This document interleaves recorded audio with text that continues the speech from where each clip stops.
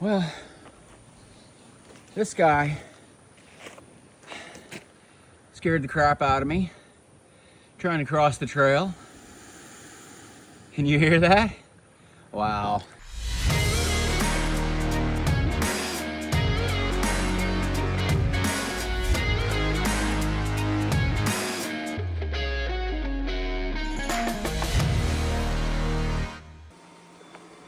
Hey guys, I thought it might be fun to walk you through some of the prep that I'll be doing.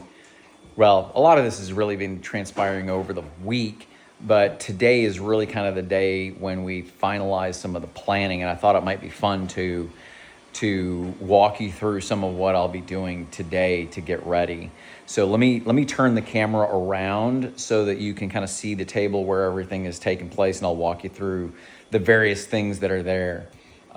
So obviously it starts with a couple pairs of shoes. One of them will be for, I would say we're going to change shoes around mile 34, which will be after 2 laps. There are 3 laps on the 50-mile race, and I want to say, 16 and 2/3 miles. So 3 of those laps, I think that adds up to 50 if you multiply it by 3. But 1 pair of shoes for 2 laps, and then 1 pair of shoes for 1 lap. I've got some plantar fasciitis issues, so that's supposed to help. Gonna throw those new insoles in there to help out with that. Obviously, I've got the clothing for the race, and then I don't know if you guys have ever seen gaiters before, but they go over the shoe to prevent like debris from going into the shoes, because it is a trail race, so lots of rocks and pebbles and sand and that sort of thing. That'll help prevent that. We've got our rather than safety pins, we're using these to fasten our race bib to the shorts. Socks, Pepto-Bismol there for, long distance running like this.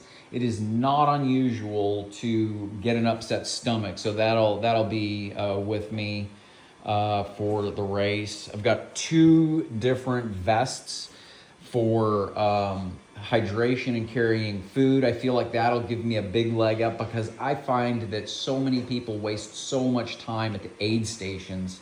So I'm going to carry that with me and use the stuff at the aid stations very sparingly. I've got a pair of glasses in here that actually are transition type. They're Oakleys, but let me see if I can open that up real fast and show you.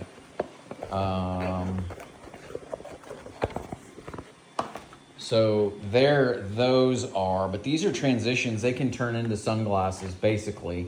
We've got a towel that's really post-race there. All right, so food for the race. We've got, probably not going to eat all this, but there's 2 loaves of sourdough bread. That's kind of my choice for carbs. And then we've got Epic bars, which if you know what those are just like meat sticks. You wear out, or you really are burning muscle when you run, so to replace it with some protein is a good thing. I've got 3 bladders. Those are all going to get filled up with water and this Baja Gold salt as an electrolyte. Rather than using traditional electrolytes like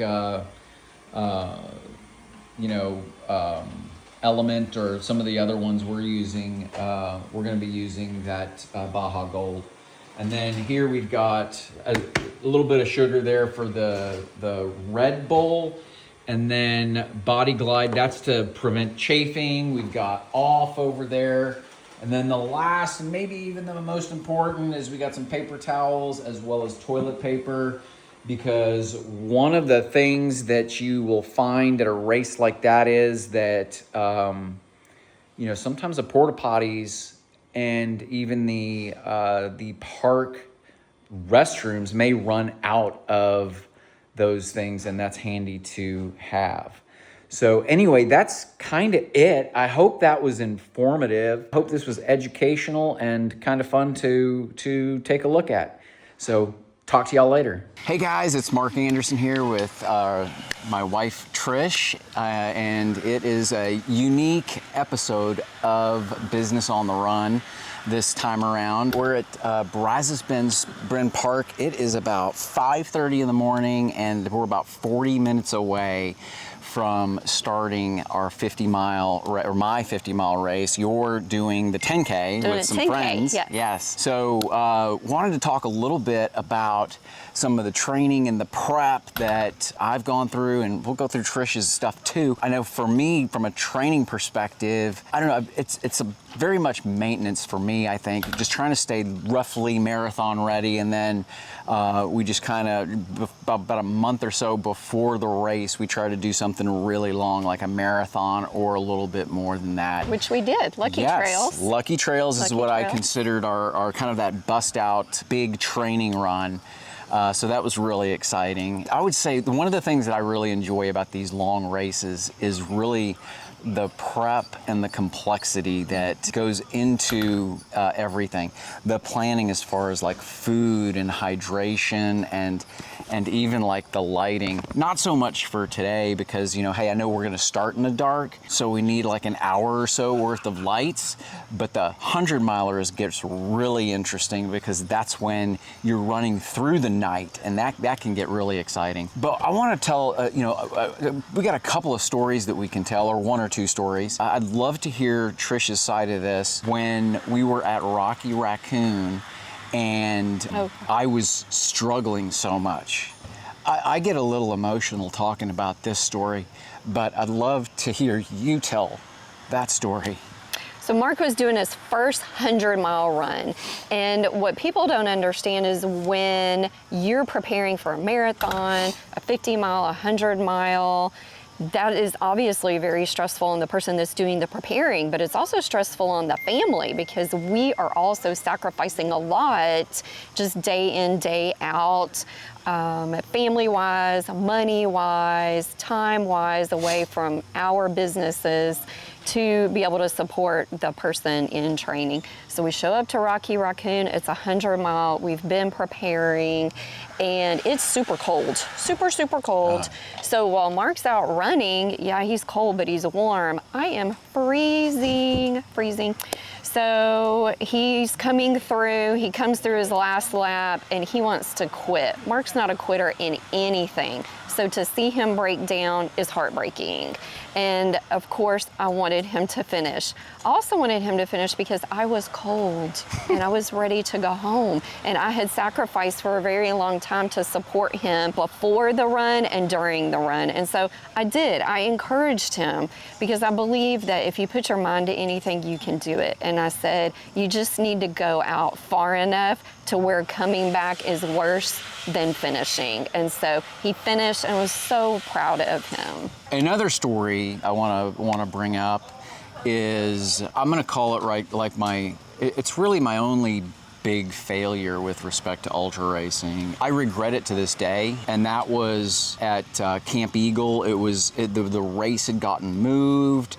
It was a different race in certain respects in that the race location changed because of weather at the last minute. That was one thing that was really odd about it. The other part that was different for us is, most of the time these races start very early in the morning like this one did. This race was different in that it started at 4 o'clock in the afternoon. The reason that's important is, when you get to run laps in the day, you become familiar with the course, and at night, it's almost second nature to run those laps, I would say.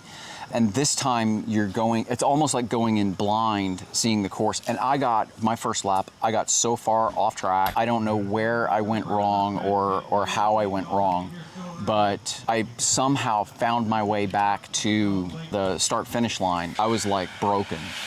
And I didn't want to go back out. It was just, yeah, it's my one and only regret with respect to ultra racing is quitting that race. The thing that I learned from it more than anything is to just ignore that pain. You've got to realize that if you're going to quit, you're going to regret it. It may satisfy you in that short term, but later on down the road, you're going to look at that and be disappointed in yourself. I think there's so many valuable lessons that you learned in that. Your mind quits long before your body quits. And that was a very rainy day. There were thunderstorms. You're running at night. You hadn't seen the course. For me as a wife, I was petrified because he was so off course. He was so overdue at our halfway checkpoint. I was very worried. The sweet young people that were trying to run the race were trying to find him, and we couldn't find him. The course was treacherous. It was single track, and so you were either on track or you were down on a cliff, and it was very rainy. So by the time he showed back up, I tried. Mark is never down, so to see him like that was heartbreaking. I offered to go back out with him because I was going to do the 25 mile in the morning. So I offered to forego it to go back out with him. And I just could not motivate him to go back out. It was heartbreaking to see him like that. However, he went out with me and he did the 25 mile. And I'll tell you, that was probably the toughest run I've ever done. And so I think we had a really great time together. He motivated me to finish because at mile 20, I was done. He motivated me to finish. So I think it was meant to be. Lots of life lessons. He got me through my first long trail run, and perseverance is what he learned. And you can take that into business, into your next ultra, because if you can walk, if you can run, if you can crawl, you can finish whatever race you want to do.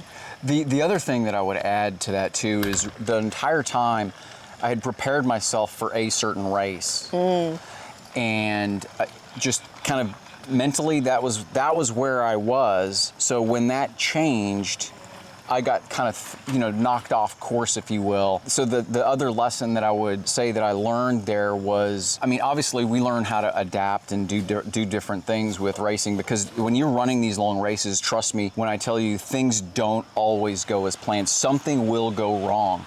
I guarantee it, and you've got to figure out how to deal with that.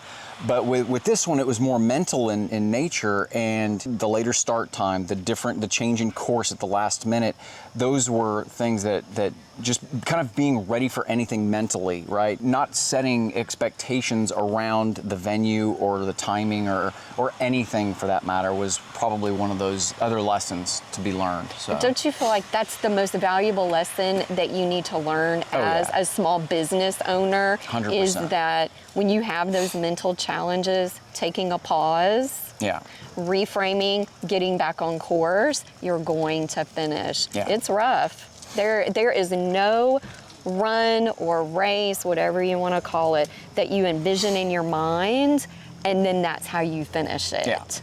So Marine Corps Marathon for me, my hydration belt and all of my food breaks mile one.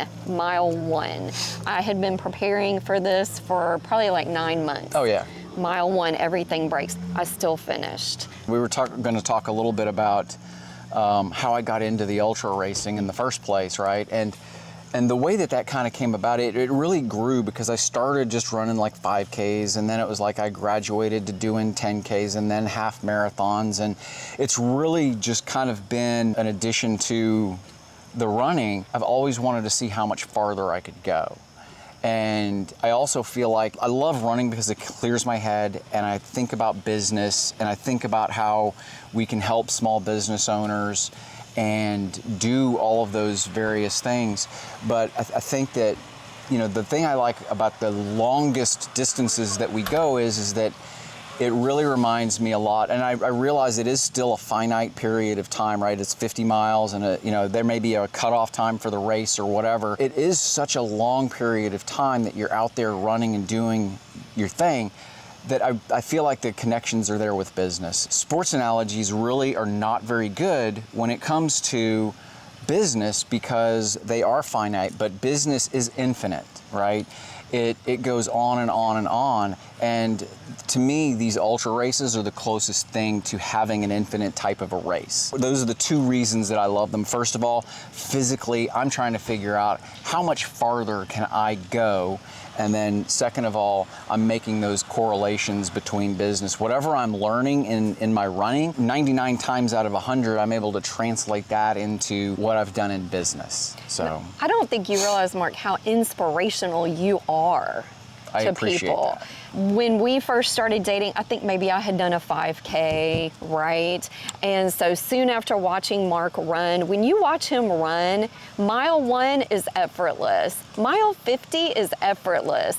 I don't know how you do it. I'm crying, praying to finish, but you run effortlessly. And I have people following me on my social media. You're inspiring them. And now you have taken me to half marathon, a marathon 4 times, you know, a 10K today. I'm here with my friends trying to inspire them, to show them that they can do it. So especially in at 57, like you're still going. Thank you. So it's amazing, effortless. That. Let's talk game plan for today's race. Obviously, it's a long race. My plan is, you know, obviously you're not running all 50 miles, right? But my plan for today's race is actually to walk probably the first roughly 5/100ths of a mile to 1/10 of a mile. So that helps me to keep my heart rate at a decent place.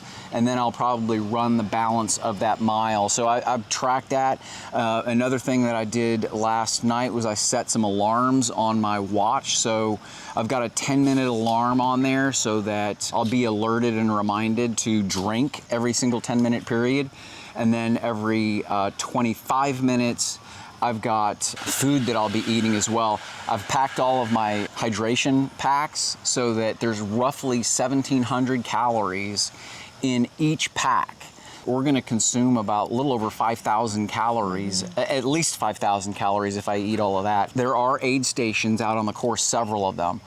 But one of the things that I've learned over the course of doing so many races is, man, what an unbelievable waste of time it is, not only to stop and, you know, because there are lines, you're having to stop and fill up the smaller containers of water. I've got 2-liter bladders in each of those packs, so I will not need to stop at those aid stations. I may do it if I run out of water or something like that, but my intent is to avoid that. The other big thing that I'll do is I plan on changing shoes after lap 2. I don't know about socks yet, but we'll see. And that does matter, believe it or not. That may seem like a silly thing to talk about, but when you're doing a race like this, all of those things actually matter. So my job for today is to sit and be prepared. So if Mark's injured, I've got all of the medical stuff. When he comes in, I've got the hydration vest ready. I've got his shoes ready. I'm helping him change, helping him stretch, and getting him back out there and motivating him to finish. Because when it gets hot and it gets rainy, the comfort of your car, man, you really want to go there. So my job is to sit ready and get him back out there. So that's unique in our relationship. We've both done lots of runs, and I think what you just said, people envision when you do a half marathon, a marathon, a 50-mile, like you're running the whole time. Guys, you're not. You can walk and finish.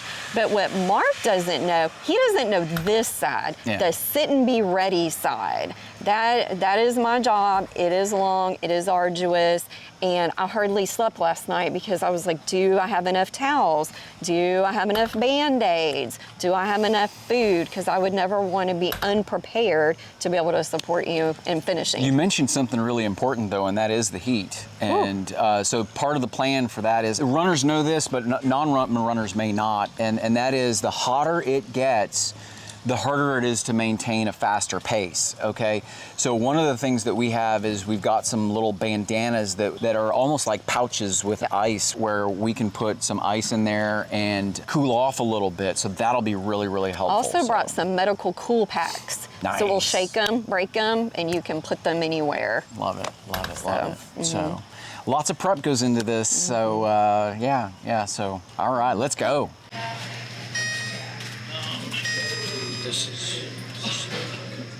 Which side do you like it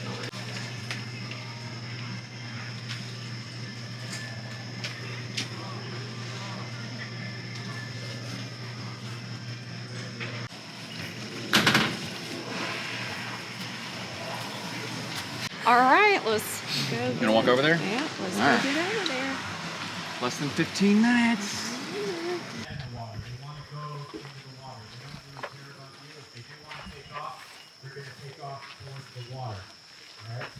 Give them a wide berth around the tail, and you'll be just fine.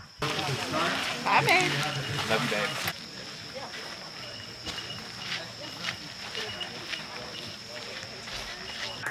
4, 3, 2, 1. Grab those pants, 50 miles!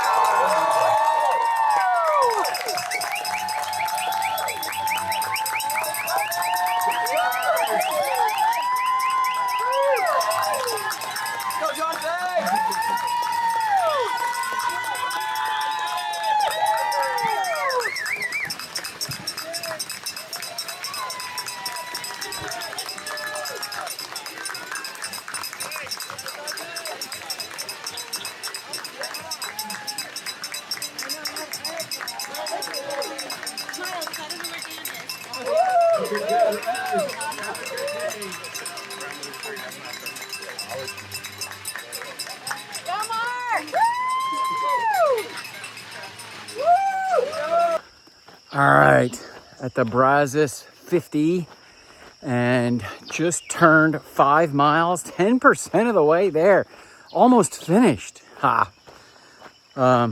Feeling good. And you know, we started at 6 a.m. so it was dark when we started. Took the light off, don't need that anymore. It's brightened up a little bit, and the pack has already sort of dispersed. Man, it was really crowded at the start, and now it is a little bit quieter on the trail. A few people in front of me, a few people in back of me that I can see, but other than that, everything is going according to plan. All right, mile 10, still looking and feeling pretty good. It's still somewhat cool out here, at least compared to what it's supposed to get to. So feeling good, feeling good. About 20% in now, and we are in the equestrian area. This is where the horseflies live, so this can be potentially painful a little bit. But anyway, feeling good. Never quit, do big things. Talk to you guys at mile 15. All right, mile 15, checking in. It is starting to get hot, so slowing the pace down a little bit, maybe walking just a little bit more. Want to make sure I've got the energy to finish this monster of a race. So yeah, that's kind of the game plan, slowing her down a little bit. It's also the time where I feel a little bit self-conscious about being out here, because now the marathoners and some of the other races that have started after me are out here now, and they're zipping past me, and I'm like, son of a gun, man. Who is this guy just blasting past me? I've been out here for gosh knows how long, and you've got the energy to do that, and I have to kind of take a step back and realize that these guys haven't been out here as long as I have, and they're running a much shorter race. But anyway, talk to you guys at the 20-mile mark. All right, we're at 20 miles, about a little over 4 hours in. And I don't know if you guys can see that. All right, right over there, we got some gators. That's pretty cool. A couple of really big ones. That's the cool thing about Brazos. I love that. And it's fun to get out here and do a race. So anyway, 20 miles in, and this is kind of that point where I remind myself of a comment that I made to somebody a long time ago when they were asking me about doing a 100-mile race. And that was their question: how do you do a 100-mile race? And I go, well, I try to think of it a little bit differently. I try to think of it about, I don't have to do 100 miles. That's not the interval. All I have to do is 1 mile 100 times, and that's a little bit easier to tolerate. You know the expression, how do you eat an elephant? 1 bite at a time. Well, 1 bite is 1 mile. So we're 20 miles in. It's getting pretty warm, so doing a lot more walking than I was hoping to, but if I'm gonna finish and do it without heat stroke, that's going to be the way we go about it. We're going to be finding those water stations and dunking my head in the water to cool off a little bit. And anyway, but that's where we are at 20 miles. Still feeling pretty good, but it is warm out here. And hoping that the forecast holds true and we actually get some rain. That'll definitely work to my advantage to cool things off. So talk to you guys at 25 miles. All right, mile 25 check-in. A lot of those other races are now over. The marathon guys, they're past us. So that feeling of insecurity is now gone. All that's left are the other 50-mile racers. So a little bit easier to gauge how you're doing versus the field. But anyway, the weather is starting to turn my way, which may seem kind of weird. I'm hoping it'll rain. It's getting a little cloudier and a little bit cooler. But I will say, compared to some of the other videos, I've got a bandana on, and this thing is really cool because, and literally, because I am able to fill it with ice. And man, that's been a huge, huge help. So I'm about 5 hours and 16 minutes in on 25 miles, halfway there. So now it's all downhill from here. So anyway, I'll keep you posted on mile 30. All right, mile 30, we had the rain shower I was hoping we'd get. And that cooled things off a little bit, picked up the pace a bit. Hopefully the sun doesn't come out and start sucking up all that water and just making this thing a whole big old steam bowl. You guys know how it is here in the Houston area. But anyway, looking good. We're at mile 30, just crossed the 30-mile mark. So shoot, man, we're on the downhill slide here. Only 20 miles to go. Do big things.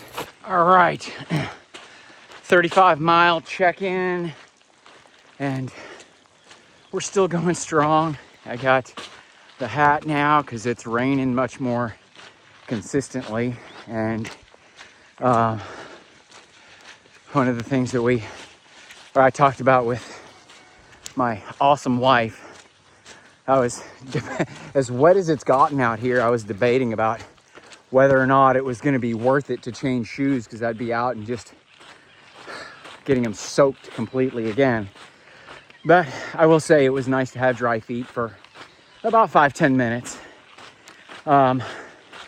The problem with the rain, I like it for one reason, because it cools things off. Makes it a little bit easier to run than in the heat. But the downside to it, everything usually comes with pros and cons, right? Well, the con is the likelihood of blisters increases. And I got one on my big toe right now. It's not bad, and it's certainly livable for the rest of this race for sure. But anyway, that's kind of where we are. I'll talk to you guys again at mile 40. All right, we're at the 40-mile mark, 40 miles. Still feeling good. Got my portable AC with me. You can even hear the ice. It's nice and fresh. Anyway, saw my friend and client back there, Zach Stafford, running a marathon with his wife. Awesome to see him. And yeah, still feeling pretty good with 10 miles to go. So that's roughly, at a 12-minute pace. And gosh, I don't know if you can, this is actually, the trail is not too bad right here. But man, it's wet right now after all the rains. Which, hey, I prayed for that and I got it. It's cooled things off and made things a lot more bearable for everybody out here. So anyway, but it comes with its own risks, a little bit slippery and that sort of thing. But anyway, looking good to finish this thing out. I can't wait. We'll talk to y'all soon. I'll check in 2 more times. I will 45-mile marker, and at the end when we finish. Well, this guy scared the crap out of me trying to cross the trail. Can you hear that? Wow. All right, 45-mile check-in. Still feeling good, but it is getting a lot warmer. And yeah, we've kind of taken the strategy of walk the first 1/10 of a mile, then run to a half mile, and then run another 1/10 of a mile, and then another 4/10 of a mile. So just to kind of get a little rest in there between miles. But yeah, we're down to the last 10% of the race, 5 miles to go. Super exciting. And man, looking forward to finishing. Do big things. It is so rewarding when you can do something. And I guess one thing I want to make super clear, you know, any one of us can do big things, really, really big things. And I mean, this isn't really that big of a deal, but you know, we've all got gifts that God gave us, and whatever those gifts are, we should use them. And but anyway, you know, if you're a runner and you're doing shorter distances and you want to do bigger distances, you know, I mean, gosh, I started by doing half marathons and just working my way up, and I was like, oh, cool, I can do a half marathon. I wonder if I can do a marathon. Oh, wow, cool, I can do a marathon. I wonder if I could do a 50K, which is 31 miles. Cool, I can do that. And it just grew from there. So it's, you know, it's like that. I mean, you know, I want to say Steve Jobs is the one that said this, but I could be wrong. But the sentiment is completely true, is that you know what, I think it was Sam Walmart that said, or Walton that said that, or forgive me, I'm a little delirious right now because I have 45 miles under my belt. But founder of Walmart, Sam Walton, I believe, is his name. I think he said that an overnight success is about 20 years in the making. So, you know, you start small, you work your way through it, and anyway, do big things. That's my message. Do big things.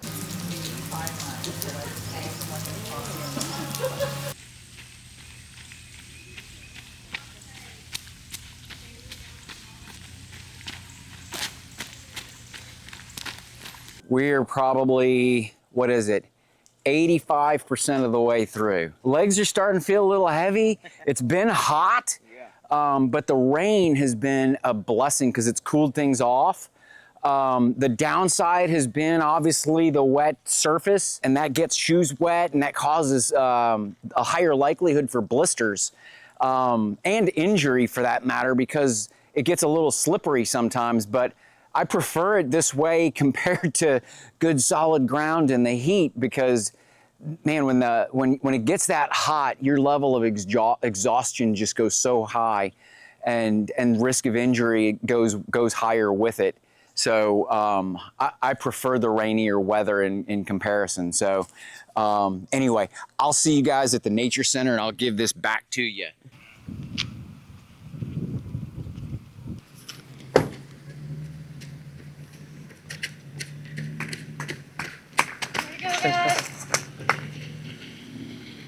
Where to go?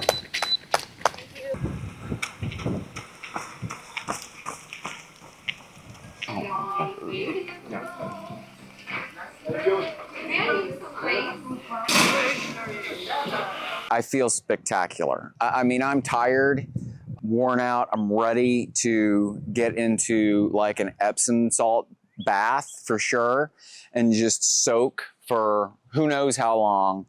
But to kind of give it a recap, you kind of met me at last lap. Yeah, it was part of the last lap. And since that point, I guess I encountered a couple of obstacles that I should bring up. I started to get a bit of an upset stomach. and had to make a pit stop to go number 2. Not exactly the most ideal thing during a race, especially after wearing clothes that are completely soaked, right? Not that I had gastrointestinal issues or anything like that. It was just, you know, I had to go. But then at mile 46, I started to get a little rumbling in my stomach, and some of that prep that I've always done for every race, but have never used came in very handy, and that is carrying some Pepto-Bismol, the little chewables. So I had that in my pack, and I had some of that to kind of ease my stomach a little. And it's not uncommon to have that kind of thing happen during a race of this length. And the reason that happens, in case people are wondering, is I think your body gets confused, because when you eat, you're basically telling your body that stomach is where your blood should go, and that's where the attention goes. And then when you're running, you're telling it something different. So when you're doing both, you can end up with some upset stomach issues. And that's really kind of the first time that I really dealt with anything like that. But that came in super handy. But I feel really good. I've run this distance before, and I feel great. If it was a 100-miler, I could keep going, and I'd be looking forward to the nighttime. But I tell you what, before we go, the one thing that I've got to do is bring my wife into the picture here, because I can't do this stuff without her. And I want her to tell the story of what she does for me, because I couldn't do any of it without her. I sit and wait and worry, hoping that you haven't had a heart attack or injured yourself, or gone super far off the trail. So I sit and do that. But then I am trying to always be prepared for any emergency that you might have that I could get to you for. So for instance, when I went and found you at the nature center, what you don't know is I put on the rain pants, the rain jacket. I had a backpack filled with first aid, food, Red Bull, like whatever you could possibly need, you know, and then walked back over here. So I just want to make sure that you can do the very best that you can with my support. Mission accomplished. Great job. So here's what we do after. So especially after a long race like this, it's cheat night. There's a pint of ice cream waiting for us. There's all kinds of goodies that we probably avoid during training. And we're gonna go enjoy some of that. That's a wrap on our Brazos 50-miler. Thank you guys for tuning in to this special episode of Business on the Run with Mark Anderson. You can catch us on YouTube, Spotify, Amazon, and Apple.